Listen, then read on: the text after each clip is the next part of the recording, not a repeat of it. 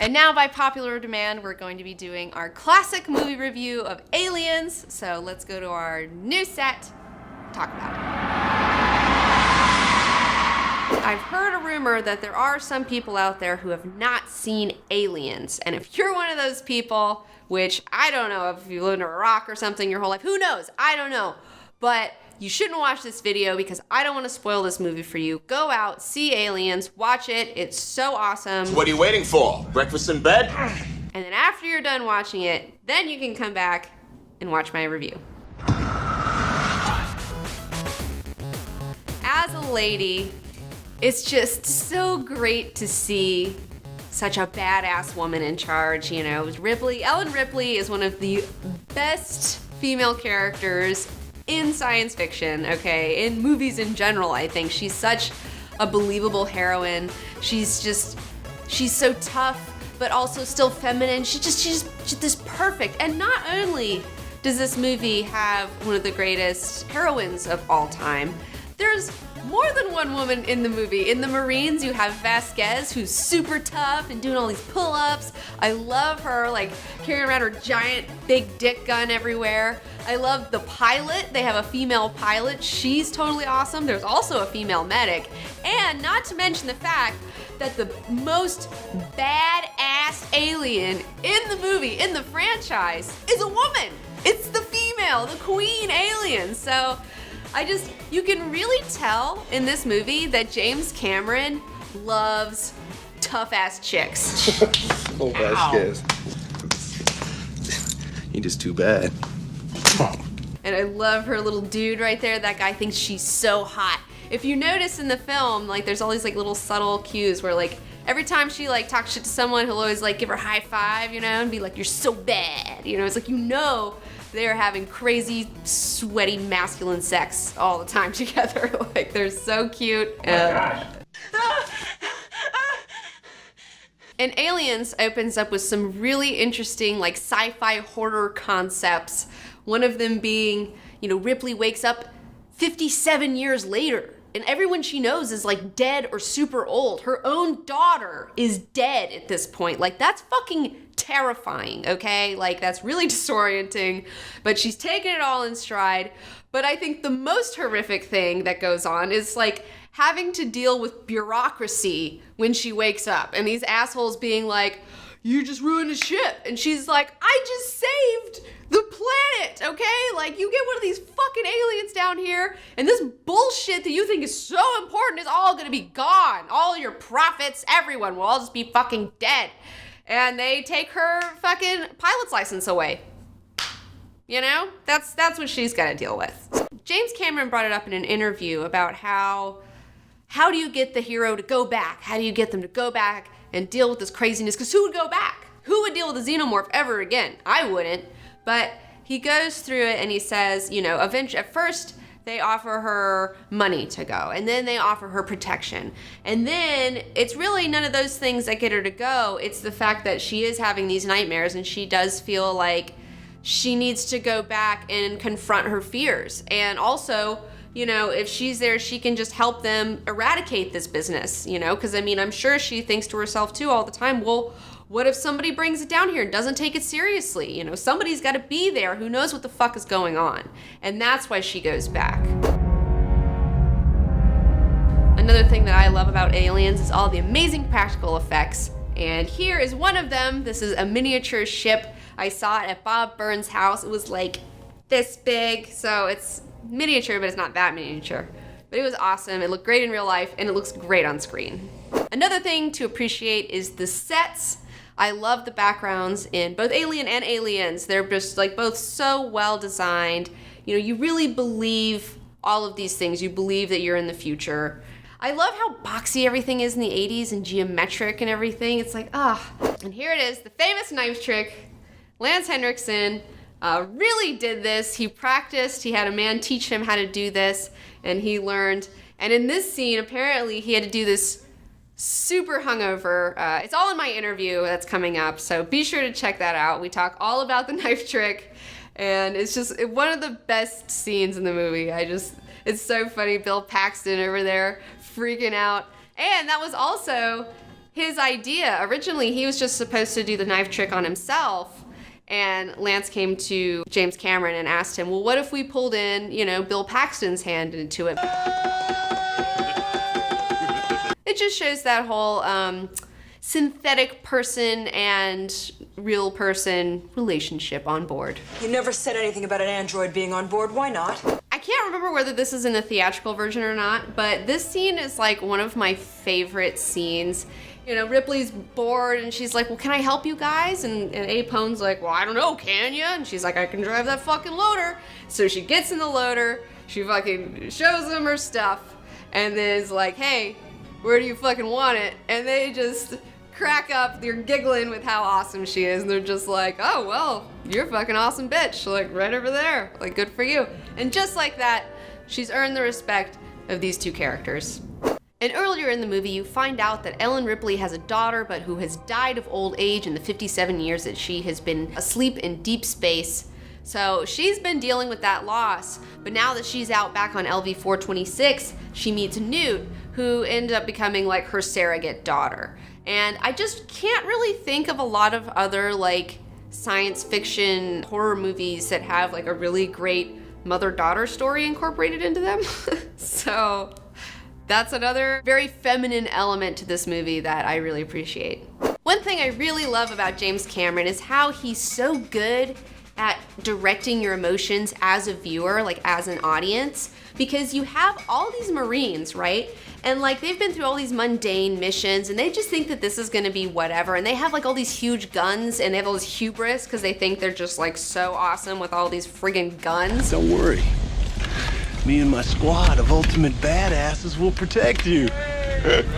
But then they finally go up against the Xenomorph and they're like immediately like most of their team is taken out. And it's just like all this, all this pomp that they have going on. They're just like a deflated balloon afterwards. They're just like, oh, this was so fucking, this is not what we expected, guys.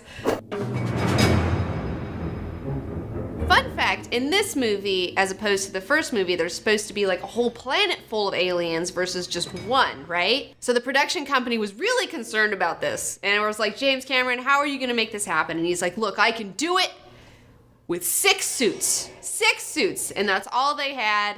6 xenomorph suits, and he makes it look like there are just hundreds of aliens.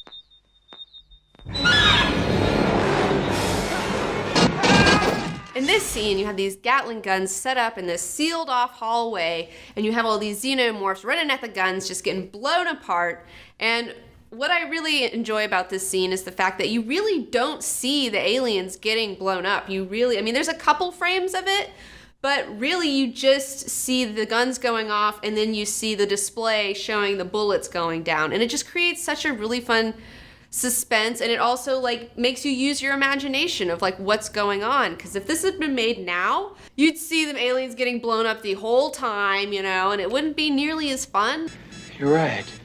One of the biggest reasons why Ripley works, in my opinion, is the casting. Obviously, Sigourney Weaver is so perfect for this. A, she's not like 20 years old. B, she's not like, she's a very beautiful woman, but she doesn't look like a model. She's not like distractingly beautiful. She's totally believable as a woman who would be able to work on some docks and have a power loader suit going on. It's, it's just so unfortunate because you see all these female characters now and they're just these hot models playing scientists, and you're like, there's no way. So this movie was made before the advent of CGI. It is a practical effects film, and it is just such a shining example of what can be achieved with practical effects. It was made during the height of that era. It's like using some of the best, most ingenious, fun things that these guys have come up with. For example, as I stated earlier, they only had 6 suits to work with. And so every time they do a take though, with these actors, since there's humans inside of these suits, you get a different take. You get all these different options for editing and things like that. Whereas with CGI, it's already plotted out beforehand. You already have storyboards. You already know exactly how it's gonna look, and then it's done just like that. And there's no room for spontaneity or something fun to come up in the acting. So not only does this movie boast some of the most iconic creature designs, iconic heroes, you also have these really iconic cars. Like, this vehicle is so good, And even the pulse rifle is arguably one of like the most iconic weapons in science fiction, in my opinion at least. Our miniature, which was roughly 5 feet long, the only way we could get it to go fast enough was to actually build the set as a downhill slope. So the cameraman was ahead of it as it was going down the hill, and it was coming at him, and he was rolling backwards with gravity on a dolly. Well, that's great. That's just fucking great, man. Now what the fuck are we supposed to do? We're some real pretty shit now, man. And Bill Paxton's character is just super pivotal because he adds that human element, like he adds the element of like the audience where like he's like freaking out, you know, he's like cannot hold it together, just like any one of us if we're in this situation would be freaking out. The character of Hudson starts out with all this bravado and he's just telling everyone how badass he is, and then when shit gets real he has this like panic attack in the middle of the movie, just freaking out, can't handle it. This can't be happening, man. This isn't happening. But at the very end of the movie, he does redeem himself. He pulls himself together. He kills a face hugger. He kills a whole bunch of aliens before he's dragged down into the floor, which is like one of the best, most epic deaths, I think, in the movies. He's a very important character that I don't feel like people understand or appreciate how he just like makes like so much of this movie. Like he just makes it so much better. He gives such good texture to this group of characters. And in the third act, it kind of starts its own little mini movie of now it's just Ripley and the aliens, you know, and she's got to go back and get Newt. Because just like in the first one where she goes back for the cat, this time she goes back for the little girl. And as we stated earlier, she's already lost one daughter. She is not losing her surrogate daughter, okay? That's not happening. Ripley! And in this scene, here she is, finally making her appearance. The Queen Alien. So awesome. In an interview, James Cameron was talking about how he wanted the regular xenomorphs to kind of just look regular, like humanoid, whereas the Queen has got to be something else entirely, you know. And he said that James Cameron sketched this, and this is pretty much what he sketched, like his first sketch of what he wanted the Queen Alien to look like. Another thing that this movie is famous for is its double ending.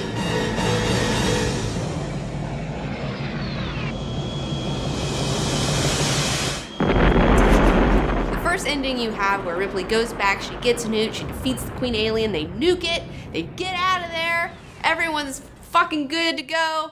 But no, then you have a whole other ending where Ripley has to fight the Queen in the power loader suit, and it's like, that's something that's so hard to do, is do the double ending and make it like good and not annoying. Get away from her, you bitch!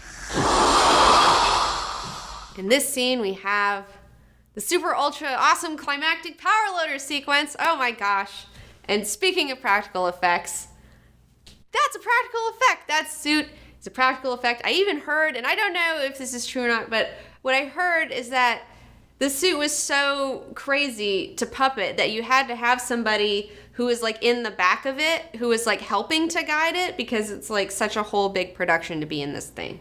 But it looks so fantastic. And it's such a great payoff more than anything else, because you have her in it earlier, showing her how she knows how to use it, and then it comes into play later in the most awesome way possible, fighting the Queen Alien.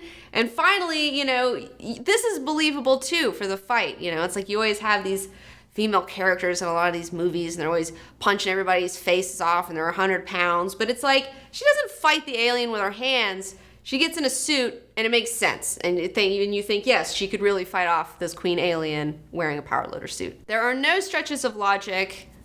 Everything is completely believable, totally buyable, and totally over-the-top awesome. Because this is one of the most badass fights of all time. Hands down. I'm calling it. It's this.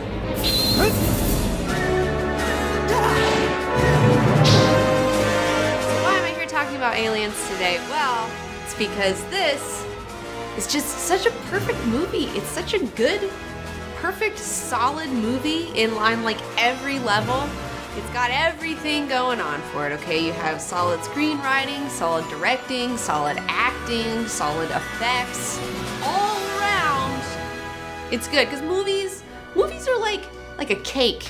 You know, and if you get one ingredient wrong, or you don't put enough in, or you forget that baking powder, it's gonna come out fucking weird. Okay? Most android characters you see are always like bitter about the fact that they're an android, whether it's Roy Batty in Blade Runner, whether you have David in Prometheus, even Ian Holm. They just have like, they're just like, they have this fucked up resentfulness.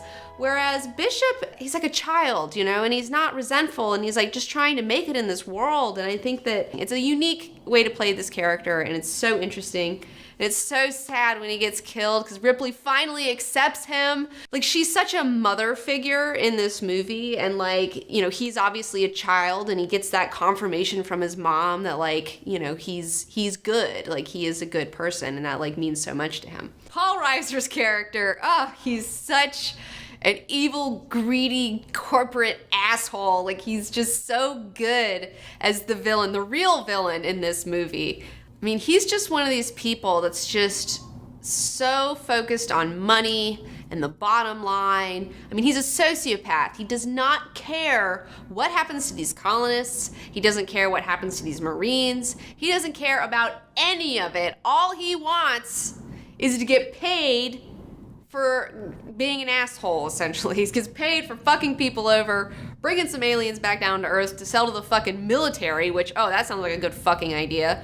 It's like, that dude, man, I hate him so much when I watch this movie. He does such a good job. Not to be overlooked, the score is also excellent.